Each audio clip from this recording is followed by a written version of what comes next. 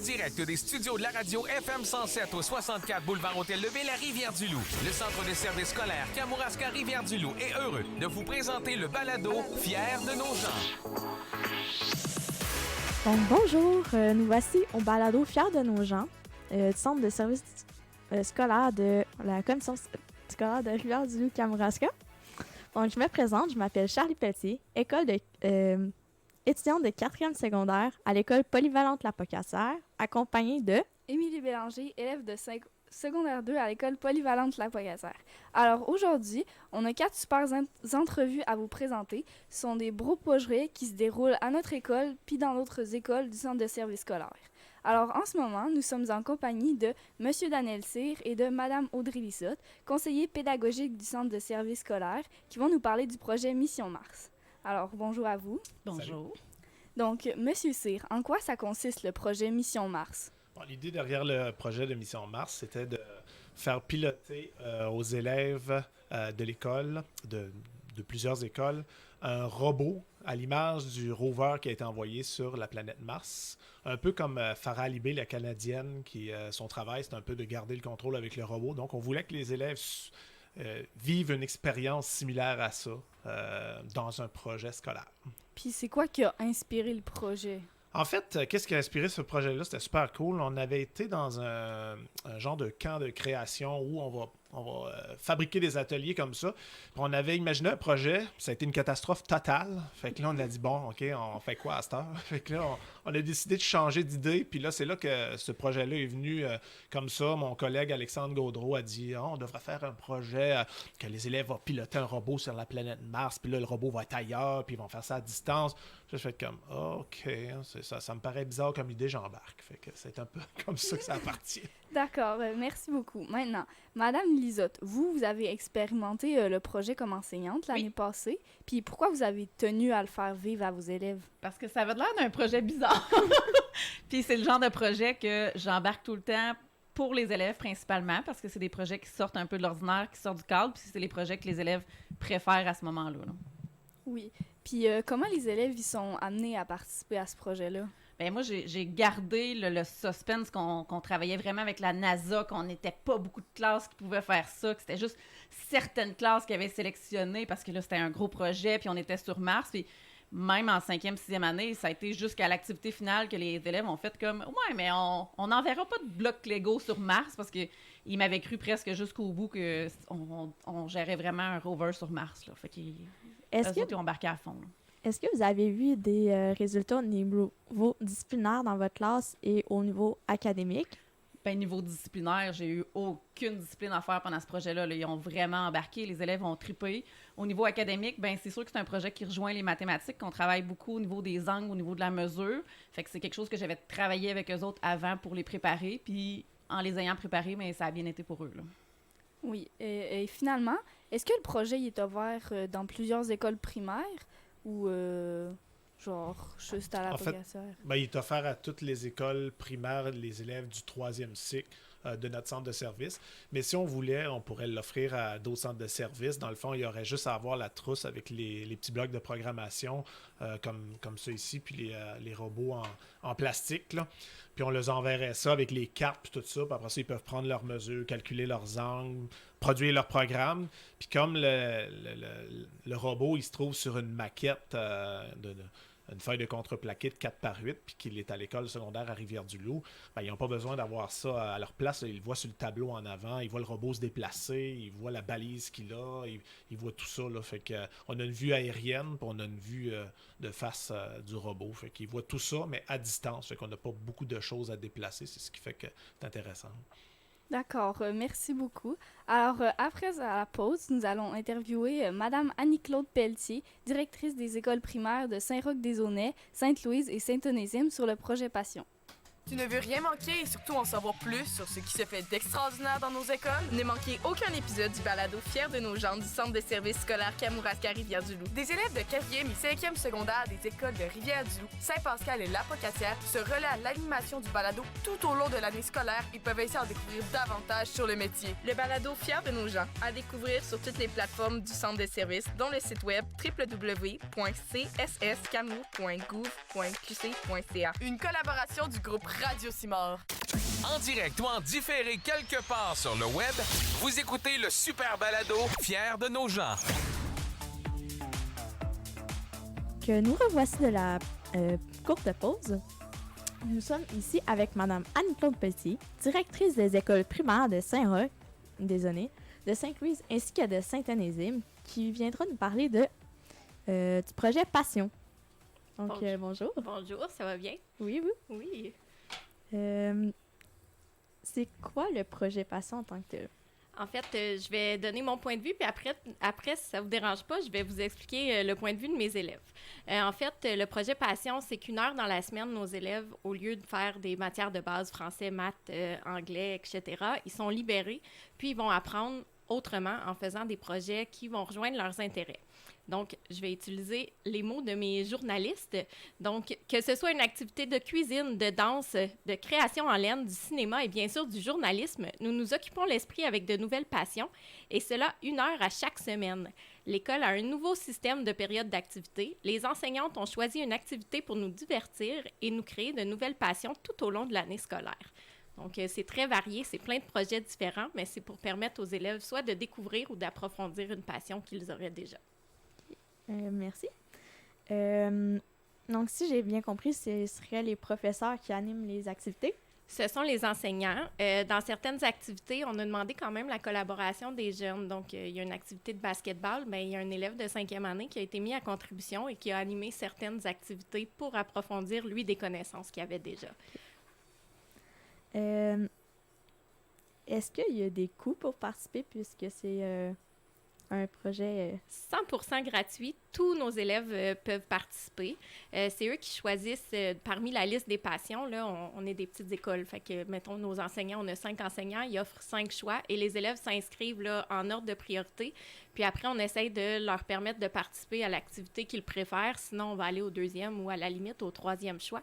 Mais c'est gratuit. Donc, c'est entièrement assumé par l'école. Okay. Est-ce que les élèves peuvent changer d'activité au cours de l'année? C'est des blocs de 6 à 8 semaines. Donc oui, ils vont changer, là, il y a 2 ou 3 blocs, 3 ou 4 blocs dans l'année. Donc, ils vont pouvoir participer à différentes activités. Okay. Comment que les élèves perçoivent ce projet-là? Je crois qu'ils apprécient. Ça leur permet vraiment d'approfondir soit des choses qui les intéressent déjà ou d'en apprendre d'autres. Puis ce que je trouve chouette, c'est que c'est multi-âge. Donc, dans les petits milieux, on est souvent avec les mêmes personnes, mais là, ça permet d'être avec des gens de d'autres classes, puis peut-être créer des liens avec des gens qu'on n'aurait peut-être pas nécessairement approchés, mais là, réaliser, hey, toi et moi, on a les mêmes intérêts, on s'intéresse aux mêmes choses, donc ça crée des nouveaux liens aussi. Fait qu'ils semblent très, très heureux présentement. Okay. Est-ce que, par exemple, les jeunes de maternelle participent aux mêmes activités de 5e année ou des fois c'est différent pour différentes activités? Ce sont les mêmes. Donc, quand je parle du journalisme, on comprend que nos 6e années ont des connaissances un petit peu plus grandes en écriture que nos jeunes du préscolaire. Mais la beauté, c'est qu'ils travaillent ensemble puis qu'ils essayent d'utiliser des mots là, que les deux vont comprendre. Donc, c'est vraiment chouette, le multi-âge. OK. Donc, merci, Madame Anne-Claude. Au retour de la pause, on va être avec Madame Marie-Ève Pelletier, technicienne en loisirs à l'école polyvalente La Pocatière, qui nous parlera des activités parascolaires et de la mécanique à notre école.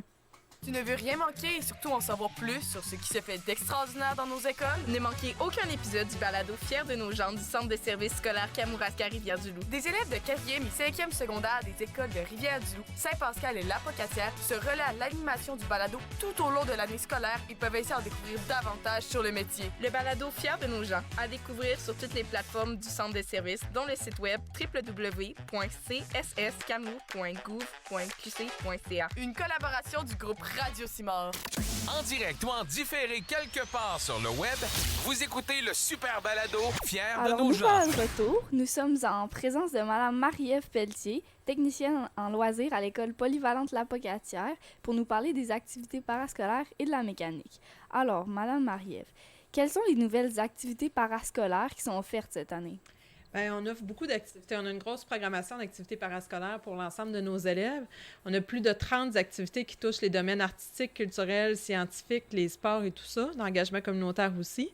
Dans les nouveautés, cette année, on a les bracelets brésiliens. On fait du crochet aussi avec notre prof d'art, elle a fait une pieuvre en laine. Il y a le Donjon Dragon, il y a du théâtre, il y a la troupe de danse Phoenix aussi, une troupe de danse qui ira en compétition durant l'année. On a le retour de Génie en herbe, les Midi-Quilles qui sont super populaires. On a de la soudure électronique aussi là, pour nos manuels et de la mécanique qui revient pour la 2e année. Puis, est-ce qu'il y a beaucoup d'élèves qui participent à ces activités-là? Au total, on a à peu près 250 élèves là, qui participent aux activités du midi. Donc, c'est vraiment beaucoup là, pour notre école. Là. C'est plus de la moitié des élèves là, qui sont en activité les midis. Maintenant, on va parler un peu de la mécanique. Alors, qu'est-ce que les élèves qui font de la mécanique, ils font le midi? Dans le fond, ils se donnent rendez-vous au local. Cette année, ils sont encadrés par Mme Noémie Lévesque, qui est enseignante en technologie et sciences. Puis, dans le fond, ils font de la mécanique. On a des gros moteurs, on a des vieilles tondeuses, des tracteurs à pelouse, on a des scies mécaniques, plein de choses qui ne marchent plus. Puis, nos élèves, ils démontent. Puis, ils essaient de trouver les problèmes et ils remontent. Comme l'année passée, là, l'année est finie, puis tous les élèves qui ont fait de la mécanique avaient leur tracteur à pelouse, qui ont réussi à remonter, à faire marcher tout ça. Là. Donc, c'est ça. Là. Donc, ils s'amusent beaucoup. Dans le fond, c'est beau de les voir aussi. On va au local, puis ils sont pleins d'huile, pleins de graisse, puis ils sont tout contents, puis ils s'amusent là, vraiment bien le midi là, à cette activité-là. Puis, pour avoir autant de matériel, est-ce qu'il y a des partenaires à ce projet-là? C'est sûr que ça prend des partenaires. Dans le fond, le garage de la Polyvalente a vu le jour grâce à l'aide financière, entre autres, de la Fondation de l'École Polyvalente La Pocatière. On a aussi M. Gilles Massé qui nous a procuré des moteurs pour débuter les activités l'année dernière. M. Jean-Claude Roy qui nous a vendu beaucoup de matériel pour nos élèves. Il y a M. Steve Santerre l'année dernière là, qui a donné un gros coup de main là, en donnant beaucoup de son temps là, pour que le projet fonctionne bien. M. Marc Chouinard, notre directeur, qui a créé au projet puis qui nous a donné les moyens de le réaliser. Puis avec l'ouverture du garage, dans le fond, Mme Lévesque, l'année passée, a monté un projet Ose entreprendre, puis elle a remporté le prix local et régional. Donc, ça lui a permis là, d'acheter d'autres outils et d'autres moteurs. Puis, en général, qu'est-ce que les activités parascolaires, ça apporte aux élèves? Bien, dans le fond, ça apporte, c'est la suite de ce que Mme Annie-Claude vous disait tantôt, là, c'est de découvrir des passions. Hein, ils découvrent des nouveaux intérêts, des nouvelles passions. Ils sont entre amis aussi, ils découvrent des nouvelles personnes parce que c'est pas nécessairement les amis de leur niveau qui sont là. Ça aide à prévenir le décrochage scolaire aussi. Là. Nos manuels qui font de la mécanique, là, cette année, on en a une 30aine. C'est pas tous des élèves qui sont à risque de décrocher, mais il y en a là-dedans qui étaient à risque de décrocher. Puis parce qu'il y avait cette activité-là le midi, là, ils venaient à l'école le matin, ils restaient l'après-midi, ça les a motivés. Ils se promènent dans l'école avec leur chandail de mécanique et tout ça. Il y a un sentiment d'appartenance qui a été créé, donc c'est plus motivant pour eux de venir à l'école. Bon, par sentiment d'appartenance, est-ce que vous parlez un peu comme si c'était un sport? Oui, c'est au même titre que c'était un sport. Là. La gang de mécanique, là, ils se rassemblaient, ils mangent ensemble, ils portent leurs vêtements de mécanique, puis c'est comme un petit club de mécanique. Là. Fait que vraiment, là. Puis le sentiment d'appartenance à l'École Polyvalente La Pocatière, on est chanceux, il est très fort aussi. Là. Il y a plusieurs élèves qui ont des chandails à notre effigie, les Phoenix. Puis c'est pas rare là, que plusieurs personnes les portent le jour. Là. Bon, merci beaucoup, Madame Marie-Ève. Oui. Alors, après la pause, nous allons assister au sketch humoristique de Michael Giroux et Émile Parent, 2 élèves de l'école secondaire de Rivière-du-Loup.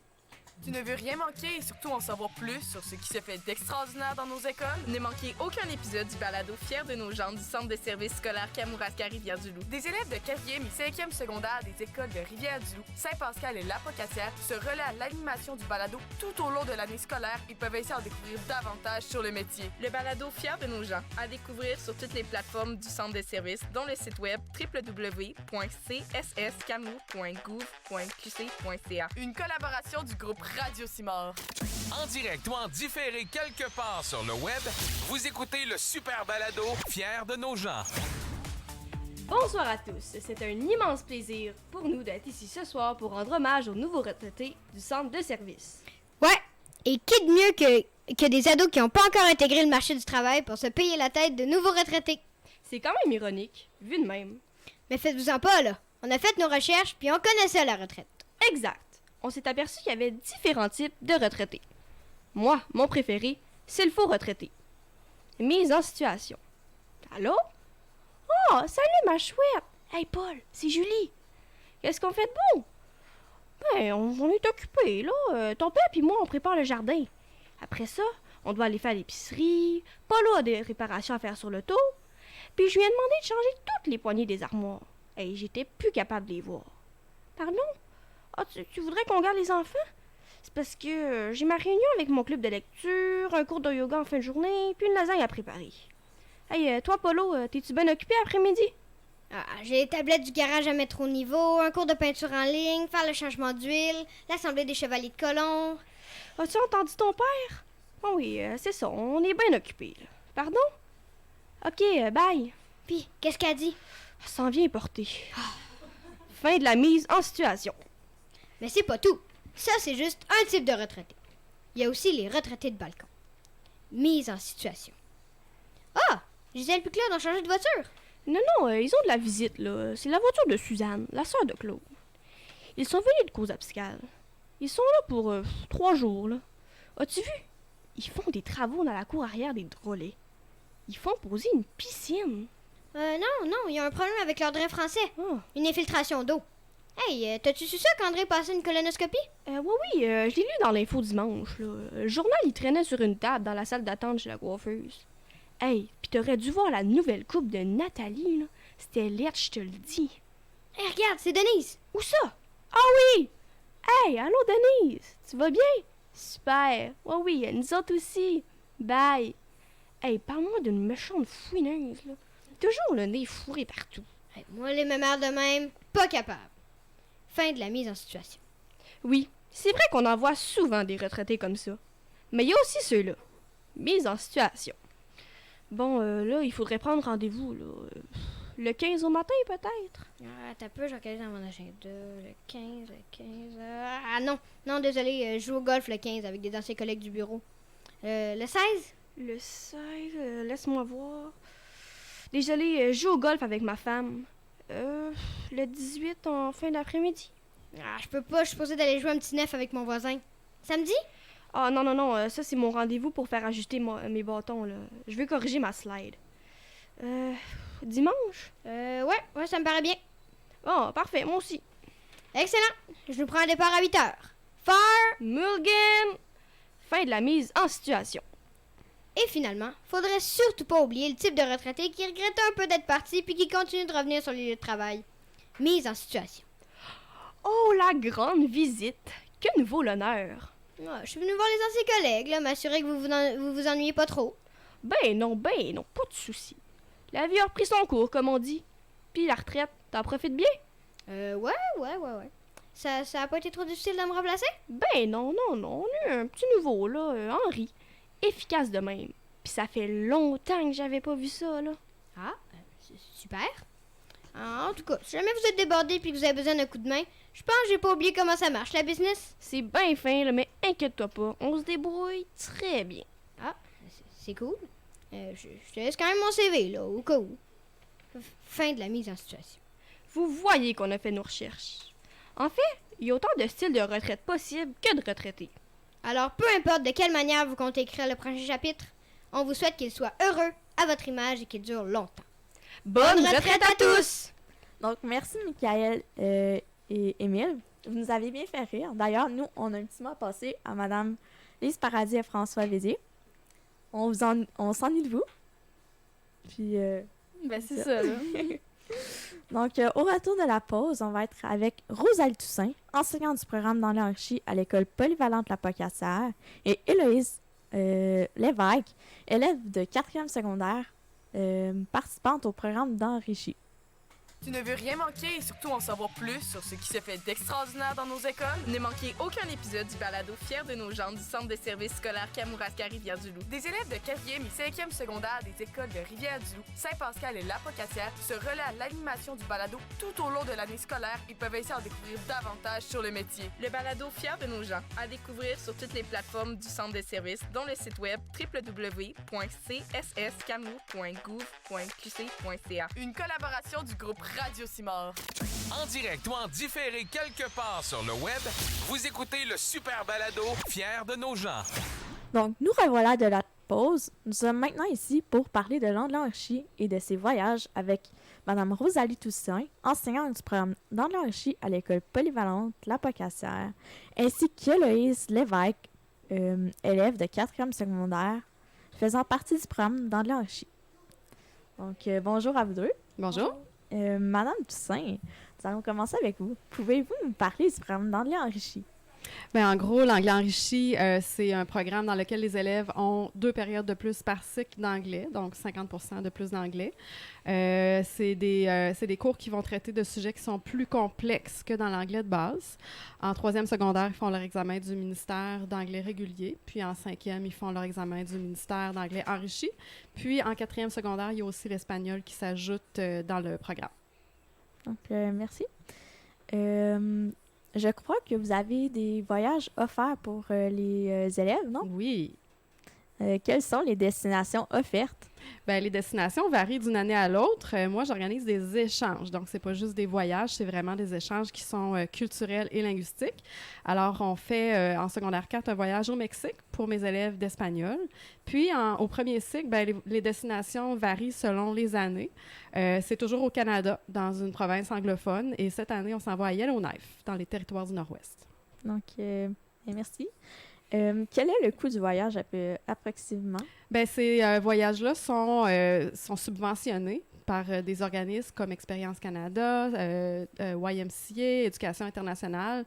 Donc, pour les élèves qui vont au territoire du Nord-Ouest, ça va leur coûter autour de 650 $. Puis, les élèves qui vont au Mexique, ça va leur coûter autour de 800 $. Donc, j'imagine qu'il y a des activités de financement. Oui, on offre des activités de financement, que ce soit rendre des services ou encore vendre des produits. Mais tout ça, ça reste toujours optionnel, là. C'est les élèves qui veulent baisser le prix de leur voyage qui peuvent les faire. Ça fait combien de temps que les voyages échanges existent à la Poly? Bien avant que moi j'arrive, là déjà dans les années 90, il y avait des échanges avec Prince Rupert, en Colombie-Britannique. Il allait aussi en France là, à chaque 2 ans. Puis moi, quand je suis arrivée à la Poly, là, quelques années après mon arrivée, autour de 2005-2006, j'ai fait mon premier échange. On est allé en Angleterre. Puis suite à ça, on en a fait plusieurs, que ce soit au Manitoba, en Saskatchewan et au Mexique, évidemment. Okay. Donc, les destinations varient vraiment beaucoup. Oui. Et finalement, quand les voyages auront-ils lieu? Alors, pour le Mexique, on va leur rendre visite en janvier, donc du 14 au 21 janvier prochain. Puis pour ce qui est de Yellowknife, ça va être en février, du 9 au 16 février. Puis les jeunes de Yellowknife vont venir nous rendre visite à la fin du mois de mai. OK. Merci.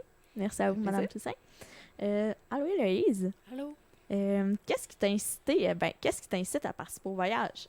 Ben moi, c'est surtout, j'ai vraiment un objectif de voyager beaucoup.